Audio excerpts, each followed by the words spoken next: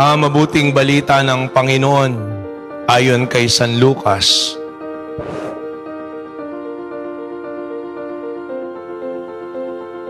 Nang panahong iyon, sinaysay ni Jesus ang isang talinhaga upang ituro sa mga alagad na dapat silang manalangin lagi at huwag manghinawa.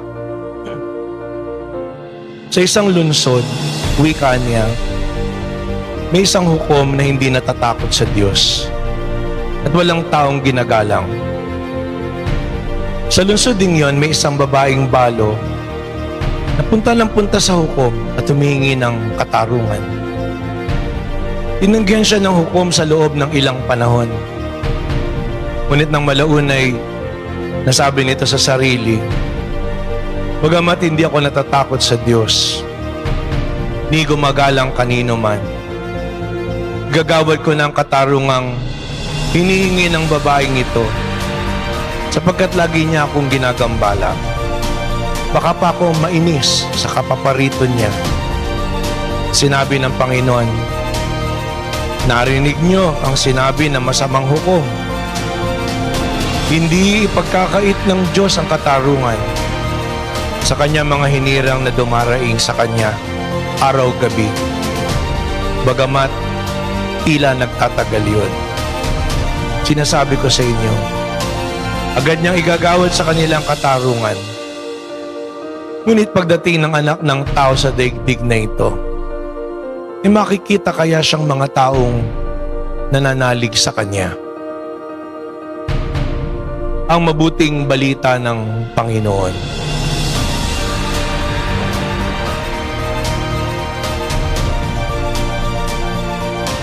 Magandang umaga po sa inyong lahat. Ang mga ebanghelyo po natin sa mga sumusunod pang mga linggo ay patuloy na inaanyayahan tayong magnilay sa pagdadasal. Mahalaga po yung pagdarasal kasi marami mga tao ngayon di na nagdadasal.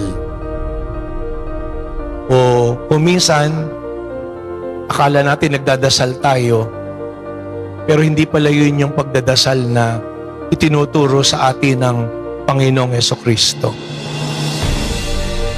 Napakahalaga na lagi po tayong magdasal.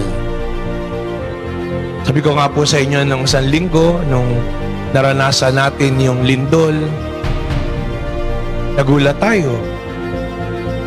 Tapos hanggang ngayon, nandun pa din yung pangamba natin para dyan dahil yung lahat ng mga nilindol na yan, hindi naman nila alam na lilindulin sila.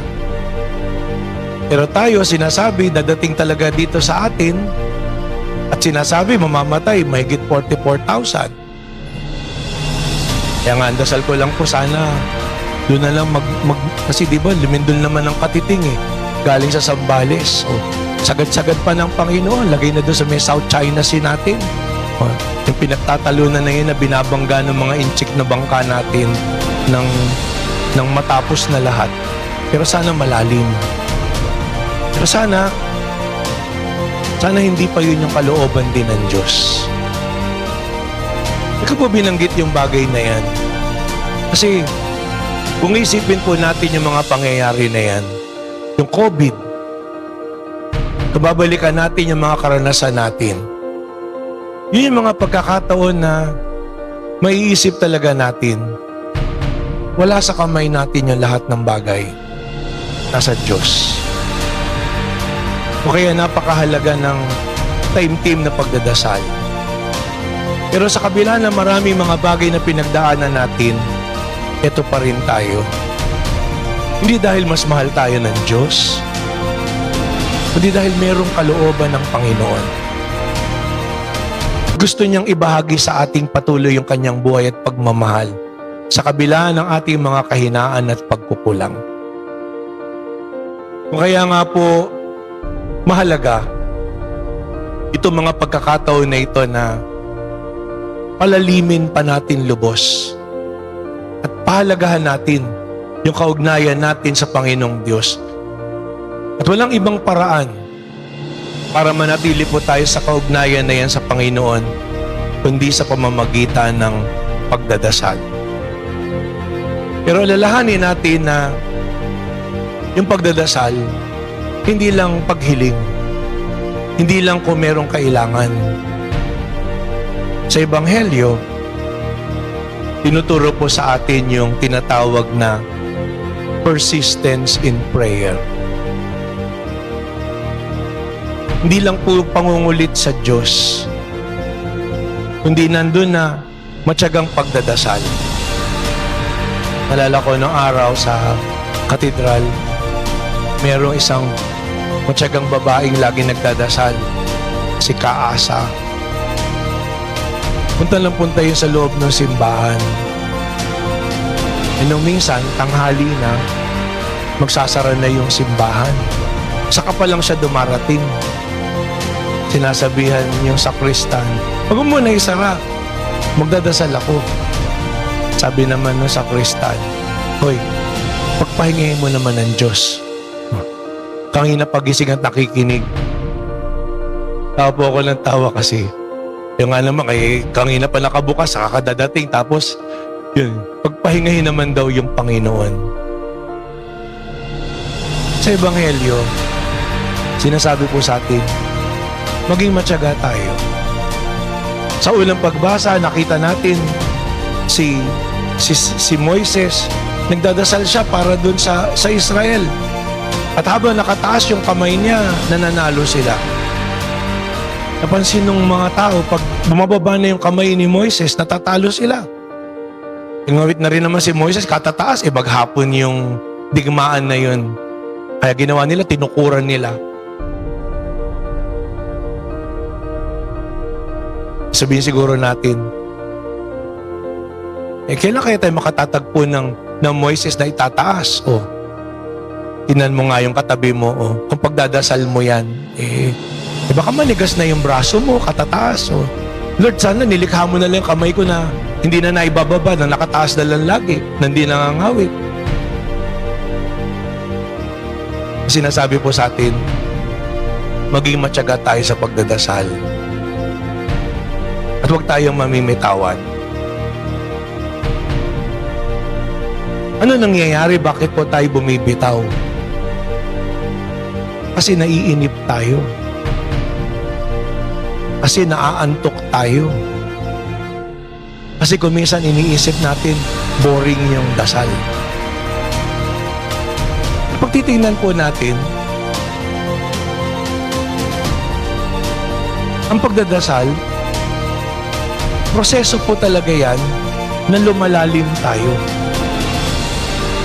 Marahil sa una, sabi nga po nila, meron daw pong stages in prayer. Yung una, prayer of the lips. Kaya marami tayong dasal, natutunan natin na sinasalita natin, binabasa natin. Kaya meron mga aklat dasalan, may mga nobena, may mga gabay para sa pagdadasal. Pero hindi po yun paramihan ng dasal. Yun ay gabay para sa ating pagdadasal. Kaya kung dadasalin mo yun, tapos kung magdasal ka naman para kang hinahabol ng tao, wala mangyayari doon sa dasal na yun. Yung panahon yung sinalaysay ni Jesus sa Santa Linhaga ukol sa mga tinuro sa alagad na dapat silang manalangin lagi at huwag manghinawa. Kasi di ba natatapos, sa isang lunsod wika niya may isang hukom. Wala ka maiintindihan doon. Hindi naman paramihan ng salita yan. Kaya nga kumisan yung pong rosaryo, napupulaan, sasabihin nila, walang nangyayari kasi ulit-ulit lang yung labi mo. Tapos kung may magdasal naman, talaga namang kung magsagutan, wagas. Di pa natatapos magsalita. Yung isa humihirit na yung kabila. Santa Maria, tapos ang katwir, natapos na namin. Tapos pagkaraan, magchichismisan. Wala po akong pinatatamaan, ha? Example lang po yun.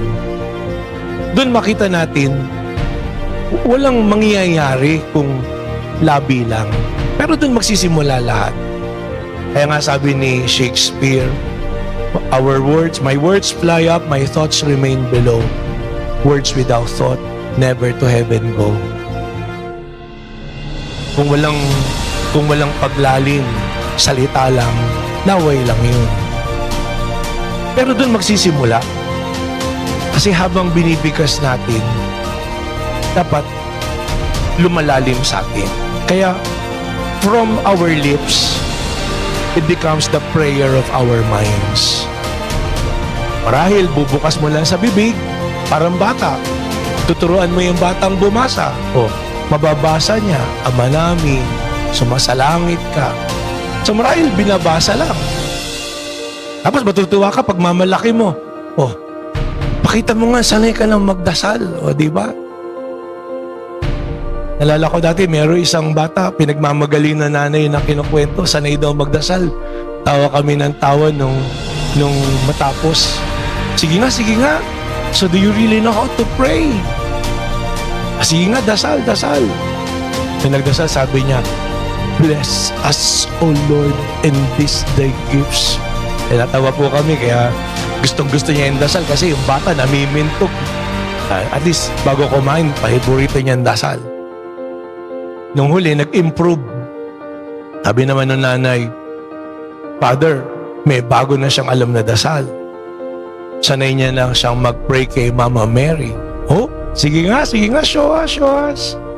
Sabi niya ngayon niya, Hail Mary, full of grace, the Lord is with you. Bless us, O Lord, in this thy gifts. Sabi ko, kay Mama Mary yung dasal, nauwi na naman sa bless us, O Lord.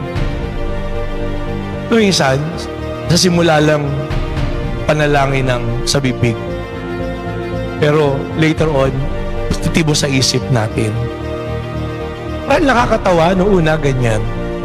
Pero yung bata po na yung malaki na ngayon, dadasal pa rin. Pero doon tayo nagsisimula.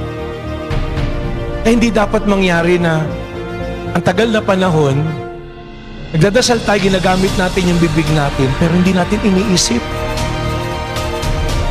Kaya nga kumisan malungkot, may mga tao malalaki na nagdadasal sila, pero pagkaraan nun, bakit nagnanakaw pa din? Bakit gumagawa pa rin ng kasalanan? Bakit nagsisinungaling pa rin? Hindi ba? Magsasabi, bago ka magsalita, manumpa ka muna. Hahawak sila sa salita ng Diyos. Ikaw ba'y nangangako na ikaw'y magsasabi ng katotohanan at pawang katotohanan? Tapos kasinungalingan naman yung sasabihin. Ba't ganun? Kasi hindi malalim yung dasal. Marahil, nandun yung isip niya. Pero yung isip niya, daig ng kaisipan ng sanlibutan kaysa sa isip ng Diyos. Kaya nga yung dasal natin, kung talagang siniseryoso natin, tinuturo sa atin yan, mula sa bibig, patungo sa isip, mindfulness of God.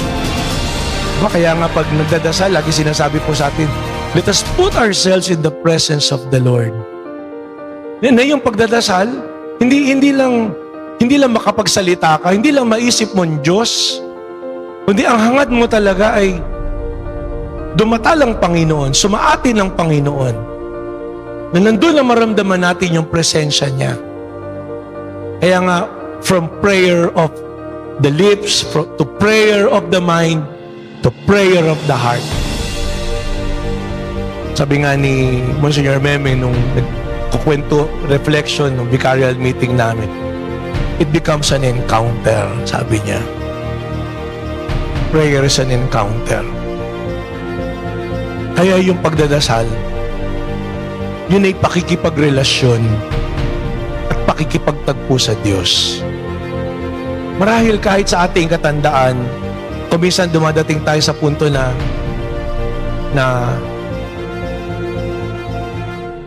nakakatulog tayo habang nagro-rosaryo. O di kayo nagkakamali tayo ng sagot, tumatalon. Minsan nangyayari po yan. Pag naglilid po kami rosaryo, dasal kaming mga kapatid ko, even buhay pa yung mama, papa ko noon, o mga pamangkin, tumitigil yung rosaryo. Bakit? kasi nakatulog ako. Ako mismo, yung naidlip. Natatawa sila. Anak, matulog ka. Huwag pagkaraan. Hindi, okay na po ako. Kung ba't nga ba? Kung kailan ka nagdadasal, saka ka inaantok. Diba? Minsan ako konsensya tayo, Father, hindi po ba nagkakasala ako na nakakatulog? Ba't ba yung mga apostol, tinulugan din ng Panginoon? Yung habang natutulog ka, nagdadasal, kung makatulog ka man, hindi pa rin po kasalanan yun eh. Ang masama, pag upo pa lang, kumampante ka na para matulog. Iba usapan po yun. Kasi maski sa bahay, di ba? Yung pakikipag-usap sa Diyos, isang relasyon, at higit pa sa isang mahal sa buhay, o minamahal sa buhay, isang ama, isang magulang. Minsan uwi tayo sa bahay, o pag nasa bahay tayo, kasama natin ng kaibigan o kung sino man, hindi naman sa lahat ng pagkakataon makapag-uusap kayo o makapagsasabi ka. Pero yun nandun ka, yung nakipag-usap ka o nandun yung presensya mo, o kung minsan nakatulog ka o nakatulog sila, nandun ka pa din eh. Yun po yung mahalaga eh. Kaya nga, mahalaga yung pagdadasal. Yung nag-effort ka na nagdasal. Kasi sa oras na wala ka ng pagpapahalaga sa dasal, sa oras na kinatamaran mo na yung dasal, sa oras na binaliwala mo na yung dasal, dun, yun ang magiging problema. Malalayo tayo sa Diyos. Kaya nga makita natin, maski doon sa first reading na itinaas yung kamay para sa pagdadasal. Oh.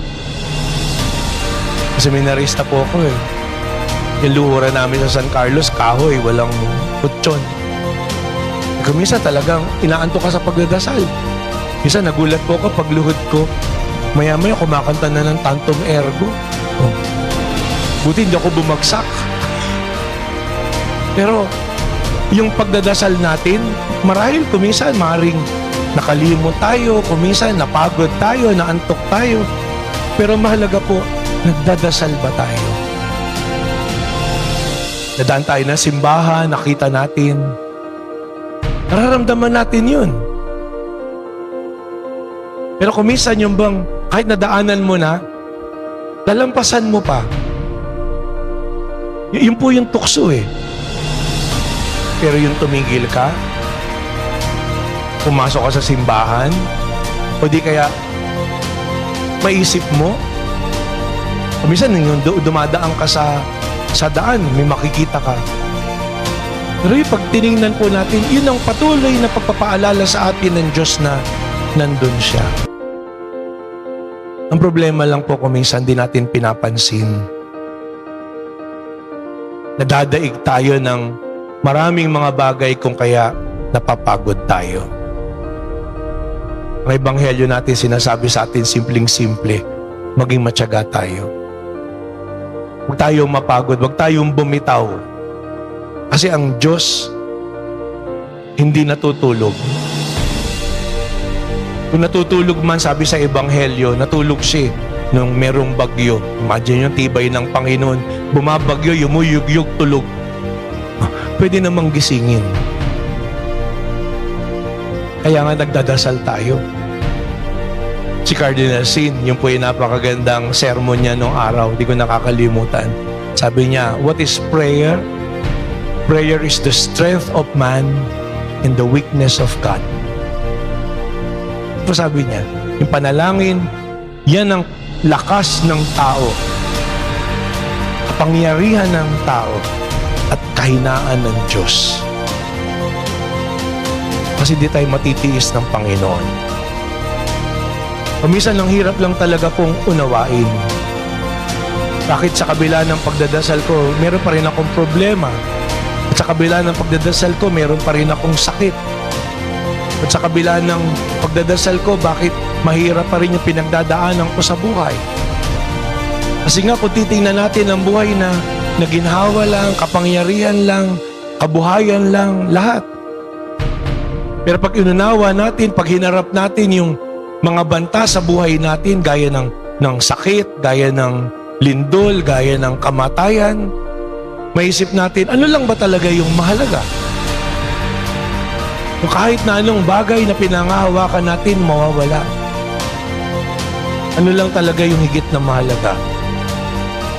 Yung pag-ibig sa bawat isa sa atin na nararanasan natin habang tayo nabubuhay. Kaya nga po, pagbutihan at maging matyaga tayo sa pagdadasal upang huwag masayang yung mga pagkakataon na binibigay sa atin, yung kapangyarihan na binigay sa atin, yung mga biyaya na pinagkaloob sa atin ng Panginoong Diyos.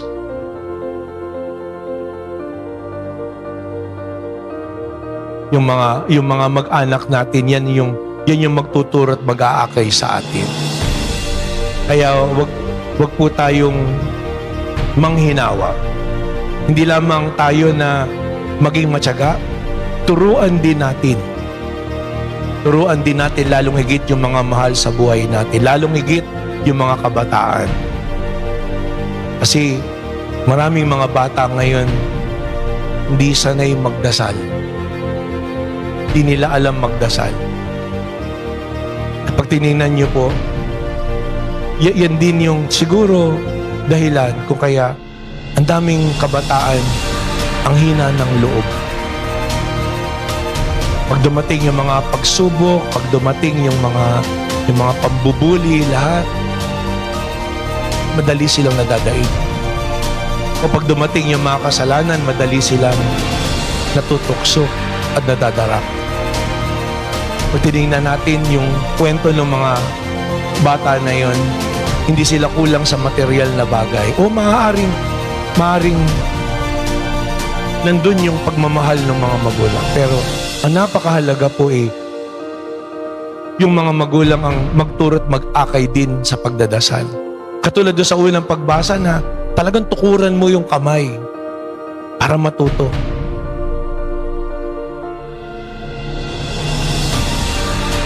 Walang ibang magtuturo at gagabay sa atin kundi yung mga magulang din natin. Yung pamilya natin. Kaya po, pagsumikapan natin. Nakwento ko na sa inyo dati yan, merong lumalapit sa aking magulang. Tinasabi niya, Father, pangaralan niyo nga po yung anak ko kasi matigas ang ulo. Ang tanong ko, kumpleto ba baon? Ay naku, sobra-sobra po.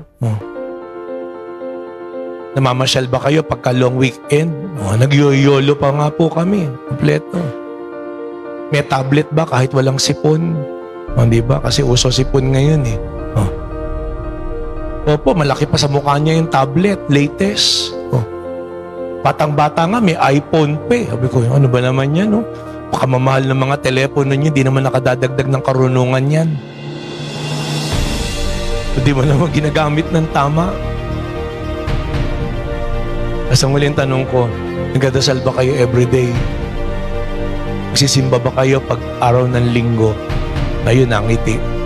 Tuminsan po. Maging matyaga po tayo.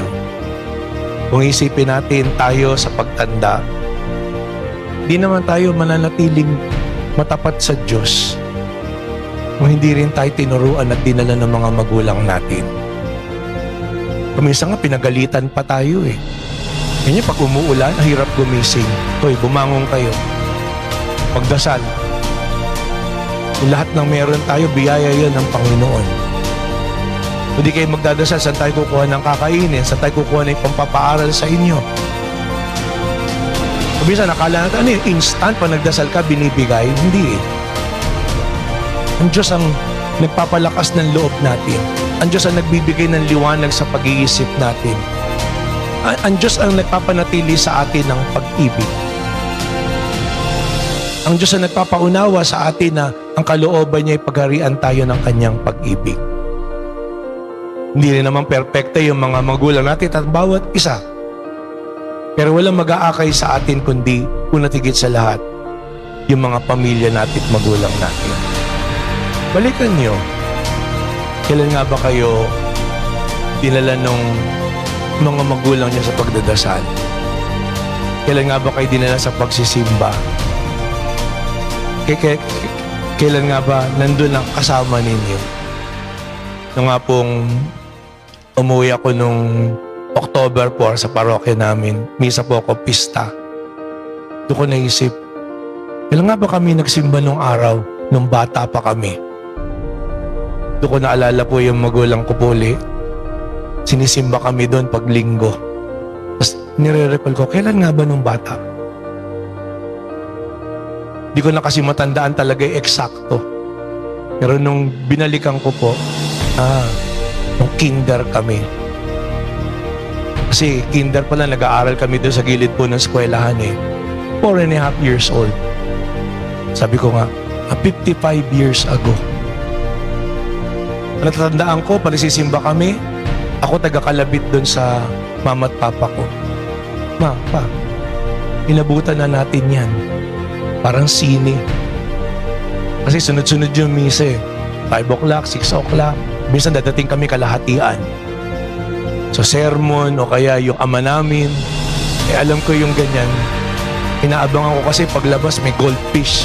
O kaya may tinda doon sa labas ituturo. Nakakalabitin ko. Inabutan na po natin. Pero unti-unti, nandun sasabihin, magdasal ka, tatapusin natin. Paglabas. Paglabas, di naman ako ibibili. Next week ulit. Pagbabalikan natin, iba-iba yung karanasan natin. Pero isang bagay yung mahalaga sa kabila nung pangungulit o kumisa na pagalitan ka. Lagi sinasabi, magdasal ka. Humingi ka ng awa sa Diyos. Kaya po maging matyaga tayo. Hindi lang maging matyagang manalangin, matyaga ding ituro natin at ipadama natin ano ibig sabihin ng presensya na yan ng Diyos kung kaya matyaga tayo na nagdadasal. Alalahanin natin na siya'y isang ama. Bagamat kuminsan di natin kagad nakakamit, pero sa buhay, laging may kalooban ng Diyos. Laging meron siyang layunin para sa atin. At wag nating isipin na yung mga sakit, problema at pagsubok, balakid. Paglalalim lang yun ang ugat natin sa Panginoong Diyos dahil ang pinakamahalaga sa lahat, pagdaraanan natin ang lahat at pagtatagumpayan dahil kasama natin ang Panginoong Diyos.